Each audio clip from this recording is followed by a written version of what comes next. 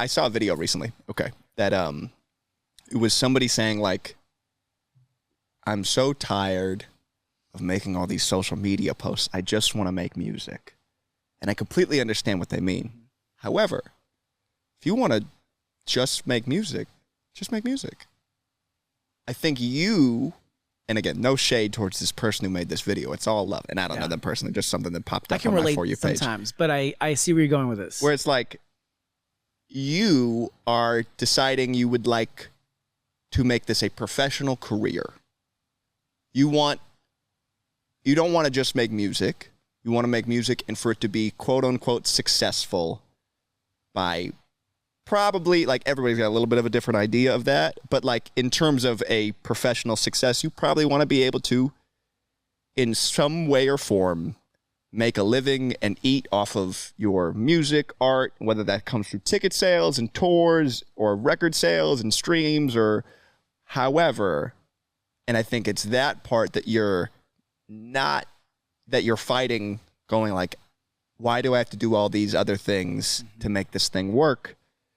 And I think that's a different conversation, you know? And for me, it comes back to really just like care and love, as funny as that sounds. Like, I really believe, and especially this batch of music I have that isn't released yet, I really believe in it, and I really care about it, and I love it. And so I'm like, yeah, I'm gonna fucking fight for people to hear it. Like, it's just, and it doesn't feel like a fight, but it feel like I'm pushing it. Yeah, I care. Like, yeah, this song is fucking awesome. Like, it's good. So I'm not gonna just post about it once on Instagram and like leave. Like, no, that's crazy. What? No, I made this. I really care about this thing that I made. You know.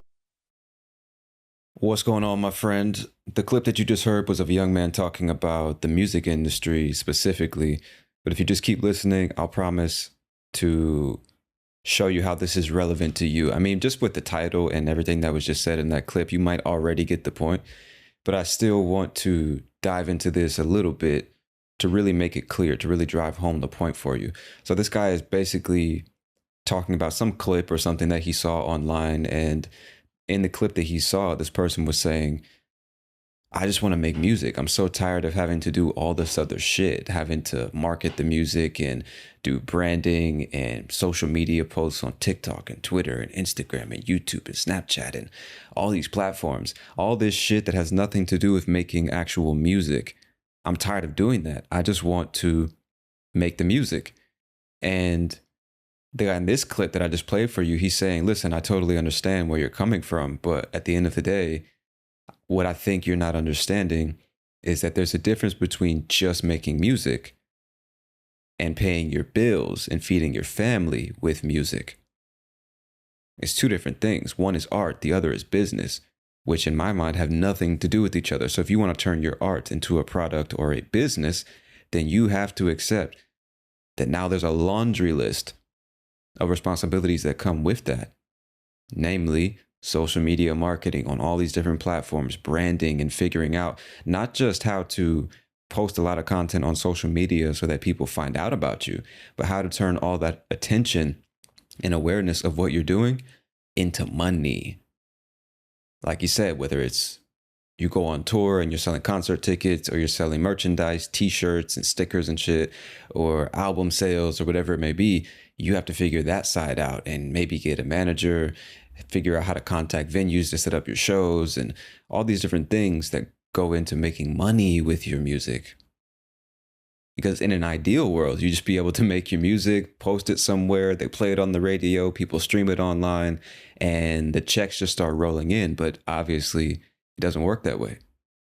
So you just got to make a choice. Do you just want to make music, or do you want to get paid to make music? And so when I was listening to that clip, obviously the first thing that came to my mind was podcasting, because it's the same thing, the same exact thing. My entire podcasting career, which is, it's always felt weird to say that, use that word, because when I think of career, I'm thinking like you go to a school, you get a degree, and then you put on a suit and tie and you go work in some office, and you do that for 30 years and you've had a career. But anyway, my podcasting career, for the entire time, even now, I've always felt like I don't give a fuck about the business aspect of it. Obviously, the idea that one can make money with podcasting has always been attractive. I'm like, damn, you can get paid to produce a podcast? That's fucking awesome. But I was never interested in the business aspect of it. I identify completely with the guy that he was talking about. I just want to do the podcast. I just love the craft itself and everything that comes with it. And so for the longest time, man, I was not interested in promoting it or doing everything that's necessary to get new listeners of the show and to get people to be interested in it and listen to it and share it and pay for it and all that. I'm like, dude, I don't give a shit. I don't want to do that. Fuck that. You know what I mean? I just wanted to do the podcast. But I realized maybe later than I should have realized that if you want this to be your job, if you want to make money with it, well, you have to become an entrepreneur, for lack of a better term. You have to figure out how business works. You have to figure out branding and marketing and sales and customer service and all these other things that have nothing to do with podcasting, especially if you're in the ESL space or English as a second or foreign language space. You have to figure out how to be appealing to that market specifically and show them how this is going to help them improve their English. And if it comes to paying for something, what are you going to do? You have to create a subscription of some kind and then figure out what are you going to offer in return for the subscription. Because most people in any niche are not going to support you just because they love what you do. They're not going to give you $3 a month, $5, $7, $12 a month, just because they want something in return for their subscription. Especially with the way that content works, where most of it is free and you pay subscriptions for something that's premium or something extra. That's just the way it is.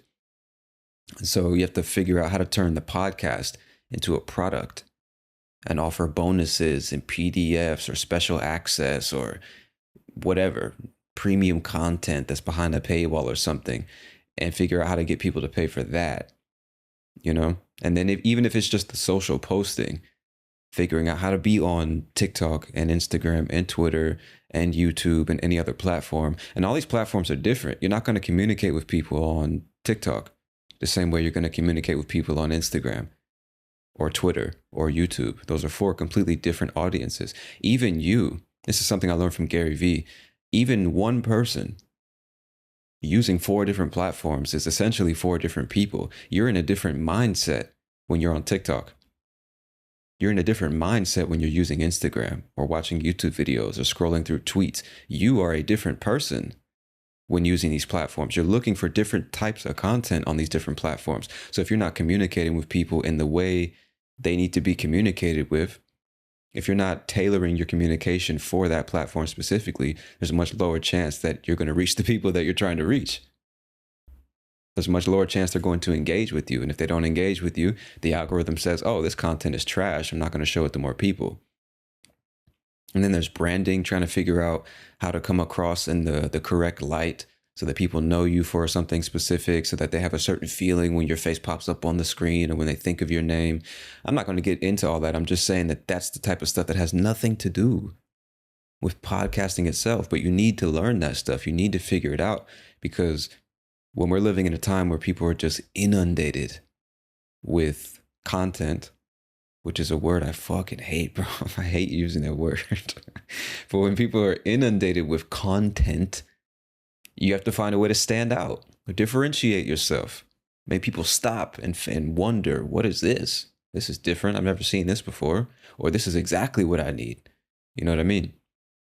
There's so much content being shoved down people's throats all day, every day.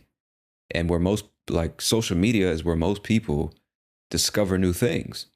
Netflix recommendations, movie recommendations, new artists in the music industry, new YouTubers, new whatever, new creators. Most people discover new shit on the 7 to 10 platforms that we all spend most of our time on. So if you're not showing up in that place, good fucking luck being discovered by new people. You know what I mean? And it's not that you can't be discovered, because with a platform like YouTube, they have a recommendation algorithm that continually recommends videos that were made 7 years ago. So just because it doesn't pop off now doesn't mean that it won't ever. It just means that the growth might be much, much, much slower. And so you may think, "Oh, I just want to do a podcast. I don't want to do all this extra shit," because contrary to popular belief, it's fucking work. Especially if you're starting out by yourself. You don't have any fucking money as an artist. And you have to take the time to brainstorm ideas, then maybe write some scripts, set up the camera, record the videos, edit the videos, upload the videos, schedule the videos. And we're talking about from multiple platforms. How much time do you actually have to do the thing anymore? You don't. You're spending all your time marketing, branding, and trying to get people to pay attention to you. And if you stop doing that and just focus on your content itself, nobody's going to know about it or see it, or there's a low chance. And so it's just like, I don't, fuck this shit. I don't want to do this shit. But it comes right back to what the guy was saying in that video clip. Well, if you want to do this professionally, if you want to feed your family with this shit, you have to accept the responsibilities that come with that. It just is what it is. Or you can go get a job, find another way to make money, and then preserve the passion that you initially had for this thing and just do it because you love it. Do it for personal fulfillment. Do it for just to challenge yourself and to grow as a person or as an artist. And then if it does blow up one day, if people do discover it and love it, then even better, because now you've been doing it in the way that's right for you for so long that it just grows organically, and you can continue to do that. Over time, people will discover it and share it and all that. And you don't really have to worry about the business side of it. It's just like the best of both worlds, where I'm doing it because I love it. I have steady income from some other job or business. And if this turns into something, great. And if it doesn't, well, no big deal. I still love it. And it hasn't been corrupted by the stress that comes with trying to turn it into a business. Because turning content creation into a business is much harder than people would like to think. Whether you're a consumer or a potential creator, it's much harder than you think before you get into it, you know? And so now to bring this to you, somebody learning English, you're most likely learning English if you're listening to this, right? Or some other language. It's the same sentiment. The majority of people, in my experience, are learning English because of the monetary benefits that come with it. Meaning they're learning English because they want to get a better job or work abroad, like overseas or something, and make more money. There's some type of monetary benefit that comes with learning to speak English proficiently. It's not just for passion. And of course, there are people that learn it just because they want to, but you get my point. A lot of people are doing it not because they want to, but because they feel they have to.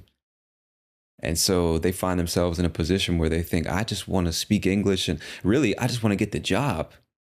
I just want to get into this new career field. I just want to go abroad and work for this company and do my thing. Writing software or working in branding or sales or what, engineering or environmental stuff. I just want to do that. I don't want to fucking take the 1 to 3 years, 5 years it takes to become proficient, truly proficient in this language. I don't want to do that shit. I don't want to spend 3 hours a day listening to audio clips, podcast episodes at 0.5 times the speed because I can barely understand this shit. Pausing and rewinding and pausing and rewinding and pausing and rewinding. Reading transcripts, transcribing the episode myself, watching a bunch of YouTube English lessons about phrasal verbs and adjectives and prepositions and the passive voice, and figuring out different accents and which accent should I speak with, which dialect should I speak with, and then getting on language exchange apps every goddamn day, sending messages to literally hundreds of people when only 2% of them are going to respond. And of those 2%, half of those are just boring or lazy. They don't want to put in any effort in a conversation, or we just have nothing in common. So half of that 2% I also can't talk to. And maybe of the 1% that's left, I find somebody who I can talk to on a regular basis. Or I don't want to save up the money to invest in English classes, take the time to find a teacher that's right for me, do a bunch of trial lessons, or spend time experimenting with online courses, wasting money on some shit that doesn't really solve the problem. I don't want to do that shit. Reading articles and looking up definitions and spending 80% of the time not even understanding what these people are saying. I don't give a fuck about this language or this culture. I just want to make money, and English is going to help me make more money. But I don't want to go through that long, arduous process. Fuck that shit. I just want to do my thing. And so what I would say is you got the same two choices. You can either just learn English, let's say passively for fun, and then if you make progress, great. If you don't make progress, that's okay too. I just like the language. I like the challenge. I like what it does for my brain health. I like learning about new things or listening to stuff from other countries and different cultures. And I just do it as a hobby in my free time. And there's nothing wrong with that. A lot of people are learning English just because they're fascinated with the language, or they want to understand movies that they're interested in, or music, or get exposed to new ideas, learn about different cultures, maybe travel to an English speaking country one day, or be able to communicate with foreigners in their city or their country. So it's like there's no pressure to learn quickly. Just maybe once a day, a couple times a week, I try to listen to a podcast, or I read a book, or I watch a YouTube video about the language, and that's it. Perfectly fine. But if your goal is to learn English in 6 months, 9 months, a year, 2 years, which in terms of learning a language is not a long time. Another common misconception, learning a language takes a long time. I know you might see a lot of YouTube videos and TikTok posts about people hacking their way to fluency. It's fucking bullshit. It's bullshit. It's not to say that you can't learn a lot about a language in a year, because you certainly can. Personally, I believe if you're doing it every day, if you're actually practicing the right things every day, you can reach an intermediate level in 1 year. I've done it twice. And I don't think of myself as special in that regard. I really believe anybody who takes it seriously and is open-minded enough and disciplined enough can reach an intermediate level in 1 year, practicing every day, practicing the right things every day. But anyway, what I'm saying is that most people think it is just 3 months, 6 months, 9 months, and then I won't have to study or practice ever again. The fuck out of here, bro. What are you talking about? You wouldn't expect to learn any other skill that quickly, but because you know how to talk, you know how to listen in your native language, you think, oh, I just learn the translations for the most common words and phrases, and then I'm good to go. When that obviously couldn't be further from the truth. So anyway, when it comes to doing this, let's say professionally, for lack of a better way of saying it, if you want to learn to speak English because you want to make more money, or work in a foreign country, or switch careers, or stand out in the job market, well, guess what, buddy? You have to take this a bit more seriously. You're going to have to put in some fucking work, and it is work. Make no mistake about it. It doesn't mean that you won't enjoy it. It's still going to be work. Like I said, every single day, listening to audio clips, watching YouTube videos, reading articles, and then graduating to reading books, watching movies, and finally, and most importantly, talking to real people, learning about the art of conversation, how to communicate with people of a different cultural background, with different personalities from different career fields. You see what I'm saying? This is so much more important than the language itself, because there are tons of people who spend years watching YouTube videos, buying courses, and consuming stuff, but they never produce anything. And hopefully you can understand when I say produce, I'm talking about output, talking, using the language with real people. A lot of people never do that. And they're frustrated, like, I can understand so much, but when it's my turn to speak, I just can't put my thoughts together in the form of a sentence and say it to somebody. I get lost in the conversation. They're speaking too fast, or I'm always forgetting words and blah, blah, blah, blah, blah. It's the classic problem of the language learner. It's nothing new. And what they refuse to accept is listening and speaking are two different skills. So you can spend years consuming shit, but if you never talk to people, I don't know what you're expecting to happen. And when it comes to talking to people, it's not just saying words. It's about learning how to use your words to have an effect on the person you're speaking with. It's about learning how to listen attentively so that you actually understand what somebody's saying, being curious and wanting to know more about what somebody's saying, learning how to make somebody talk more than they normally would, and understanding the effect that has on them. There's so much that goes into it, bro. And I'm not an expert. I just share what I've learned through experience or what I'm studying at the moment because I know it's going to benefit people like you, anybody else who struggles with this shit like I did, like I continue to do, you know? And so this is a big part of it, bro. A lot of people, in my experience, don't want to humble themselves and go back to beginner and learn how to communicate. Because most people in their native language just learn how to communicate by copying everybody else around them, which doesn't make you a great communicator. It just means that you know how to play the game within the tiny context that is your family or your city or your country. It's a whole world out there. And even within your country, if we just want to use that context, not everybody communicates in the same way or comes from the same socioeconomic class or has the same interests or beliefs or values. And so communicating with everybody in the one way you learn to communicate as a child limits you very heavily. It limits your ability to connect with other people, which limits your ability to progress in your career, limits your ability to find a partner one day or make friends, learn new things. Communication is everything, bro. And a lot of people don't want to stop to learn about that kind of thing because they think, I know everything. My way of communicating is the best. Fuck everybody else. They should be communicating like me. They should be listening to me. It's like, all right, bro, if you say so. You say so. Talk to me in 5 years. Let me know how that's going for you. You know what I mean?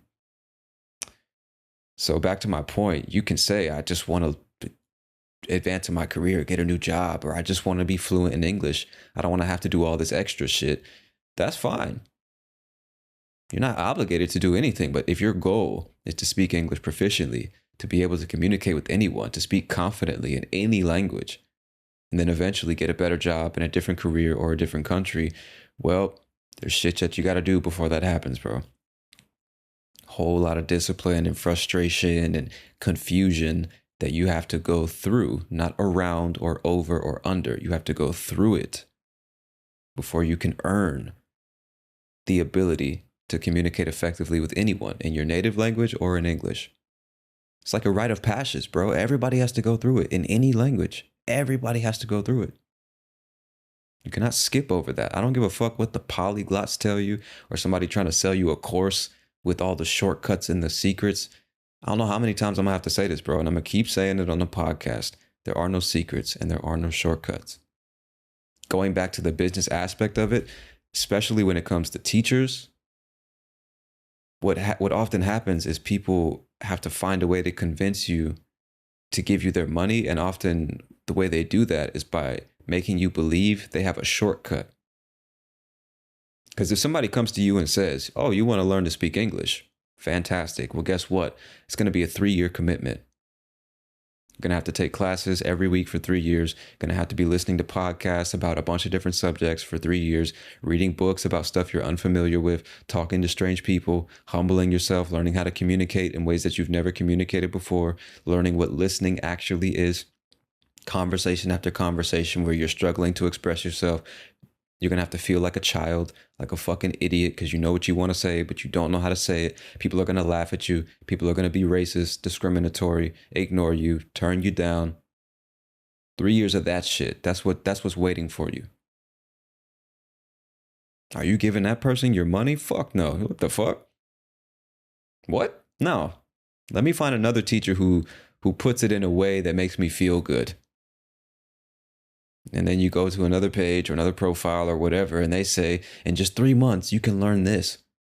I used to be like you. I thought learning English was impossible. Then I found this super secret method and everything changed for me. And for $99.99, you can have that method too. Don't you want the shortcut? Don't you wish you could speak fluently in 9 months like me? Don't you wish that you could have this life and make this money and impress these people?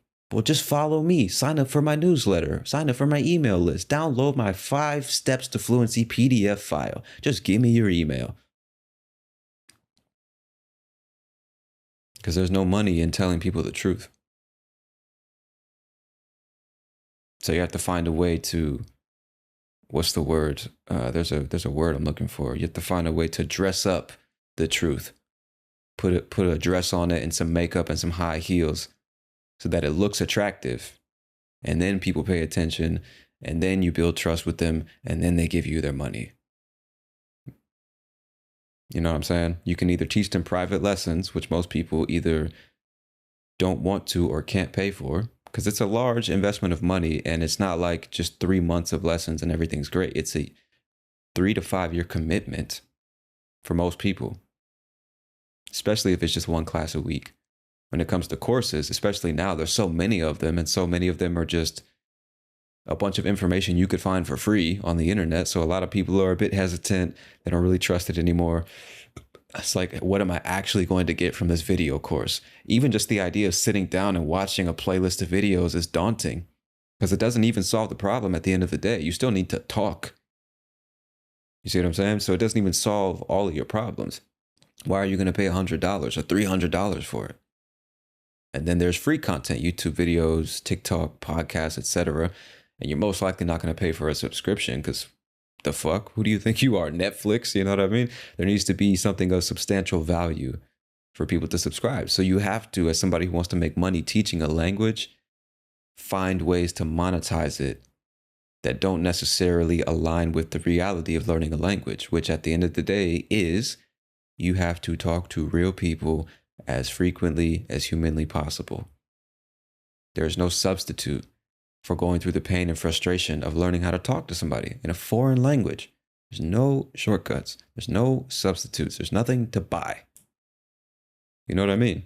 Which, as I often say, means that it's not that there's no valuable resources that you have to pay for. Of course there are. There's plenty of courses and classes and videos and subscriptions and clubs and communities that you can pay for that will help you immensely. But at the end of the day, you have to put in the work. There's no way around it. And so that's the point. Whether it's music or podcasting or learning to speak a foreign language, you can just do it passively, like a hobby, just for fun, and get personal fulfillment just from that.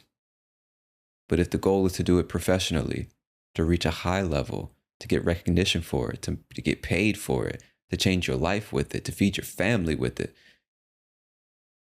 well, you have to take on the responsibility, bro. I don't know what else to tell you. It is what it is. It is what it is. Just rest assured, anybody telling me that you don't have to do that is trying to sell you some shit that you don't need. So you got two choices. Keep it as a hobby or treat it like a profession. And it's up to you.